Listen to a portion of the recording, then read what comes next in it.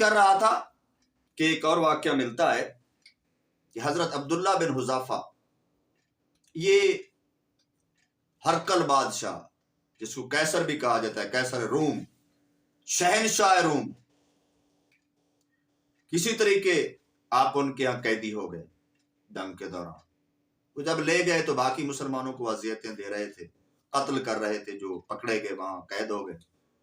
تو آپ کو دیکھا، آپ بہت خوبصورت تھے، نوجوان تھے، اور بات کرنے کا سلیقہ تھا، بات کرنے کا ڈھنگ بھی آتا تھا، یعنی حسن سیرت بھی کمال پہ تھا، حسن صورت بھی کمال پہ تھا، اور حسن شباب بھی کمال پہ تھا۔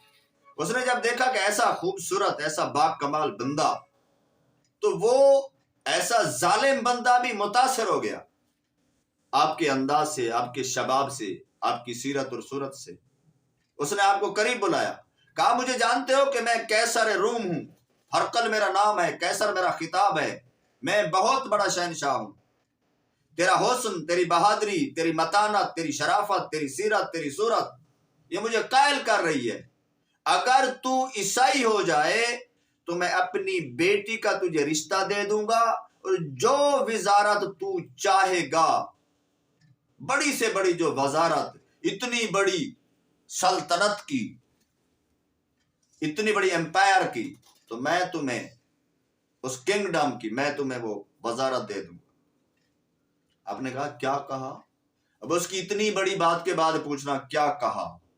یا آپ نے اس لیے کہا کہ تجھے یہ بات کرتے ہوئے کیا لگ رہا ہے، کہ تو کیا کہہ رہا ہے اور کس سے بات کر رہا ہے، تو کیا سمجھتا ہے ان دنیا کی چیزوں کو، اور ہم کیا سمجھتے ہیں؟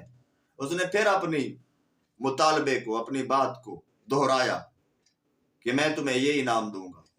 آپ نے کہا، حضرت عبداللہ بن حذیفہ نے فرمایا رضی اللہ تعالیٰ عنہ، ارے تو زمین کے کچھ ٹکڑے کا مالک ہے، اگر تو پوری کائنات کے شہنشاہ بھی ہوتا اور مجھے یہ آفر کرتا کہ ساری کائنات تجھے میں دے دوں گا، اس کی حکومت دے دوں گا، اس کے سارے خزانے دے دوں گا، تجھے شہنشاہی کا تاج پوری کائنات کا پہنا دوں گا، اور تب تو میرے نبی سے، نبی حضرت محمد صلی اللہ علیہ وسلم سے بے وفائی کر دے، ارے ظالم، میں تو تب اتنی دیر کے لیے بھی بے وفائی نہ کرتا، اتنی دیر کے لیے بھی تیری آفر میں قبول نہ کرتا، جتنی دیر کے لیے بندہ آنکھ جھپکاتا ہے، آنکھ جھپکنے کی دیر تک بھی میں تیری بات نہ مانتا۔ اللہ اللہ، یہ کیا معیار ایمان تھا، یہ کیا رخ ایمان تھا، یہ کیا جذبہ تھا؟ یہ وہی جذبہ تھا جو اللہ تعالیٰ نے فرمایا کہ میں نے ان کے دلوں کے اندر ایمان کو لکھ دیا ہے، ایمان کو ثبت کر دیا ہے، ایمان کو گاڑ دیا ہے۔ کوئی چیز ان کی نظروں میں جچتی نہیں ہے، نہ بادشاہی، نہ شہنشاہی، نہ حسن، نہ شباب، نہ زندگی کی لذت۔ اس نے کہا اگر یہ نہیں مانے گا تو میں تجھے اذیتیں دے دے دے کے میں تجھے مار دوں گا۔ آپ نے کہا جو تیرا دل آتا ہے وہ کر۔ تو آپ کو پھر سولی پہ باندھ دیا گیا، لٹکا دیا جس کو کہتے ہیں، اور اس نے کہا اپنے لوگوں سے اس کے ٹانگوں پہ اور اس کے ہاتھوں پہ تیر مارو۔ مسلسل تیر زنی کر رہے ہیں، نشانے لگا لگا کے تیر آپ کے جسم پہ مار رہے ہیں۔ اور پھر وہ قریب آیا، اس نے کہا ابھی وقت ہے، میں تجھے مارنے والی جگہ پہ تیر نہیں، باقی جسم پہ مار رہا ہوں، میری آفر مان لے۔ آپ نے کہا کہ تو کسی غلط سے مخاطب ہے، تیرا مرد ایمان سے کبھی واسطہ نہیں پڑا، جو شراب وحدت ہم نے پی ہے تجھے خبر ہی نہیں ہے۔ تجھے کیا لگتا ہے کہ مدینے کی چٹائی پہ بیٹھنے والے محمد صلی اللہ علیہ وسلم کے امتی ایمان والے کس مقام پر ہے؟ تیرا ذہن وہاں نہیں پہنچ سکتا، ہمارے درجہ ایمان کو نہیں پا سکتا۔ ہم تو موت سے محبت کرتے ہیں، اس کے بعد تو ہماری رب سے ملاقات ہونی، ہم مارے بھی گئے تو شہید ہوں گے، اور ہمارے رب نے فرمایا کہ شہید زندہ ہے، شہید کو موت نہیں آتی، شہید اللہ کی بارگاہ میں حاضر ہوتا ہے، بھلے اس کی جسم پہ ٹکڑے کر دیے جائے۔ آپ کو وہاں سے اتار دیا گیا۔ جب آپ کو وہاں سے اتار دیا گیا تو اس نے پھر کہا کہ اس کو جیل میں ڈال دو۔ پھر جیل میں ڈالا گیا، پھر آپ کے سامنے کچھ قیدی لائے گئے، پھر وہی آگ کا کڑھا گرم کیا گیا، ایک آگ کی دیگ بہت بڑی آگ کے برتن، اس کے تانبے کے لوہے کے برتن کے اندر تیل ڈالا گیا، اس کو خوب گرم کیا گیا اور ایک قیدی کو لایا گیا اور اس کو اس کے اندر ڈال دیا گیا۔ وہ لمحوں کے اندر اس کے جسم ظاہری طور پر ہڈیاں تک لگتا تھا کہ گوشت گل گئے، ہڈیاں گل گئی، گوشت نظر نہیں تھی، ہڈیاں بھی چورا چورا ہو رہی ہیں آپ کے سامنے، اور ساری وہاں کے لوگ مخالف ہیں۔ ایک بندے کے پاس چھوٹی سی پریشانی ہے، پتہ نہیں کس کس خوف میں مبتلا ہوتا ہے۔ اس سے پتہ یہ چلا کہ خوف میں تب مبتلا ہوتا ہے جب ایمان کمزور ہوتا ہے۔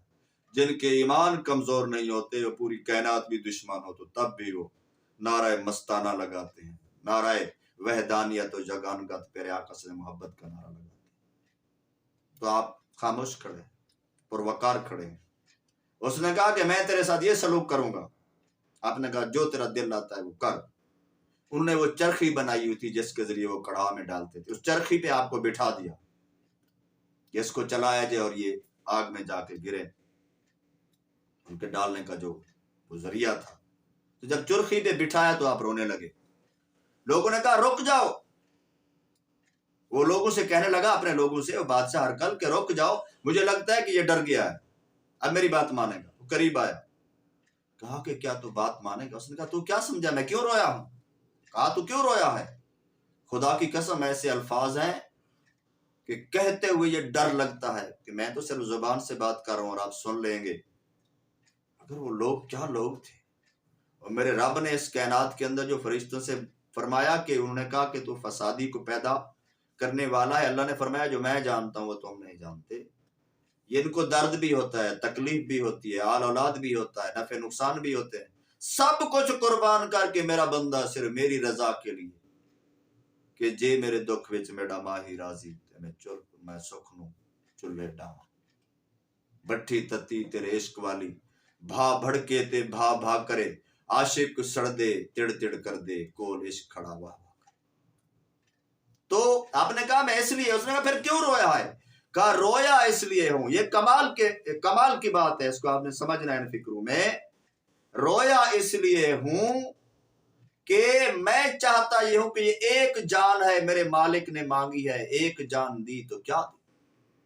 کہا کہ جتنے میرے جسم پہ بال ہیں اتنی میری جانیں ہوتی اور میرا رب مانگتا اور میں دیتا جاتا تو دینے میں مزہ تو آتا۔ ایک جان ہے، اب ایک جان کا اس کی بارگاہ میں اتنی بڑی بارگاہ میں ایک جان کا پیش کرنا نذرانہ، کیا نذرانہ! لوگ عقل دنگ رہے گی، حیران رہے گی کہ یہ کیسے لوگ ہیں۔ اس نے اس کو چرخی سے اتار دیا۔ اس نے کہا یار ایک کام کرتے ہیں کہ تو میرا ماتھا چوم لے، میں تجھے چھوڑ دیتا ہوں۔ آپ نے فرمایا میری ایک شرط ہے۔ کہا کیا؟ یہ نہیں ہے کہ آپ میرا کلمہ پڑھ لے، جسٹ میرے ماتھے کو بوسہ لے لے۔ اب اس نے یہ کیوں کہا؟ آپ کی کردار کی عظمت کو دیکھ کر اس کو لگا کہ یہ بوسہ بھی شاید اس کو لگا کہ کوئی نصیب کی بات ہے، یا جو بھی اس کے دل میں تھا یہ اللہ جانتا ہے، میں اس پہ تبصرہ نہیں کر رہا، میں یہ روایت میں ملتا ہے کہ بوسہ لے۔ آپ نے فرمایا میری ایک شرط ہے۔ کہا کیا؟ کہا جتنے مسلمان قیدی تیرے ہاں قید ہیں سب کو چھوڑ، اس کے بدلے تیرا بوسہ لوں گا۔ اس نے کہا ٹھیک ہے۔ ان سب کو چھڑوایا، آپ نے ہرقل کا بوسہ لیا ماتھے کا، ان کو لے کے واپس آئے۔ جب مدینے پہنچے تو حضرت عمر بن خطاب رضی اللہ تعالیٰ عنہ کی حکومت کا دور تھا۔ جب وہاں آئے تو حضرت عمر نے کہا، جب پتہ چلا لوگوں سے، مدینے والوں سے کہا کہ عبداللہ بن حذافہ کے ماتھے کا تم اب سارے مدینے والا بوسہ لو، اور سب سے پہلے آپ کے ماتھے کا بوسہ حضرت عمر رضی اللہ تعالیٰ عنہ نے لیا، اور پھر باقی سب نے آپ کے ماتھے کا بوسہ لیا۔ یہ ان لوگوں کے ایمان کا معیار تھا۔ کیسا ان کا ایمان تھا، کیا ان کی شان تھی کہ انہوں نے ان کے ماتھے کا بوسہ حضرت عمر نے بھی لیا، پھر سب نے ان کے ماتھے کا بوسہ لیا۔